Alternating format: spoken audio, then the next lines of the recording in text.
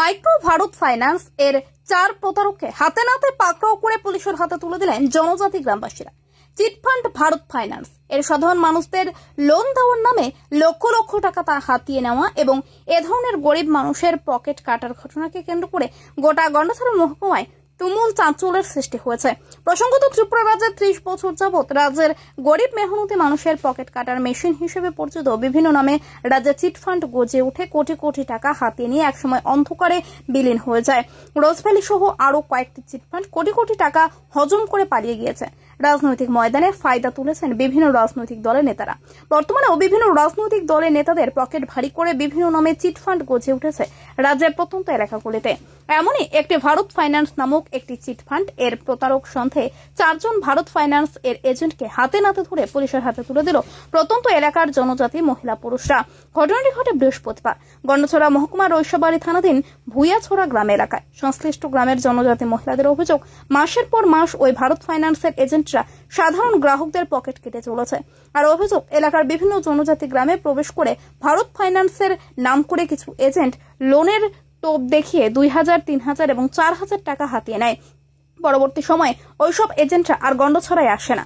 অভিযোগ জানা যায়, রৈশবাড়ি থানাধীন ভুইয়াছড়ার প্রায় শতাধিক জনজাতি মহিলা পুরুষদের কাছ থেকে প্রায় 2 লক্ষাধিক টাকার বেঘরে হাতিয়ে নেয় ভারত ফাইন্যান্সের একাধিক এজেন্ট।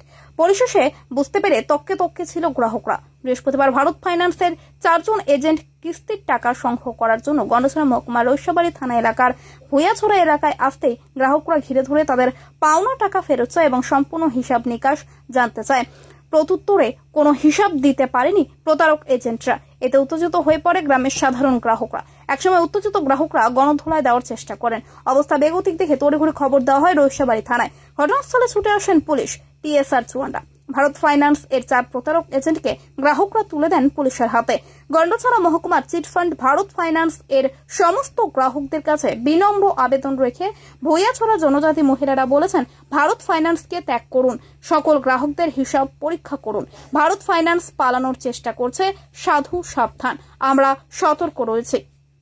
আমরা জাতীয় লোনটা নিছেন, এই কোম্পানির নাম কি? ভারত ফাইন্যান্স। কি হয়েছে আপনার সঙ্গে? হেরার লোন দিতে সময় আমার কইছে মানে 30,000 টাকা দিব। এ সময় আমি লোন নিতে সময় 30,000 টাকা পাইছি।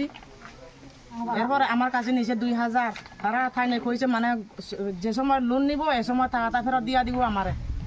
অগ্রিম টাকা নিচে 2,000, অগ্রিম টাকা নিচে 2,000। এ সময় গেছি লোন উঠাইছি, 30,000 দিছে, আমার টাকাটা ফেরত দিছে এ টাকা লয়া 32,000। এ সময় আমার জামা কিচ্ছু জানে না। এ সময় আইছি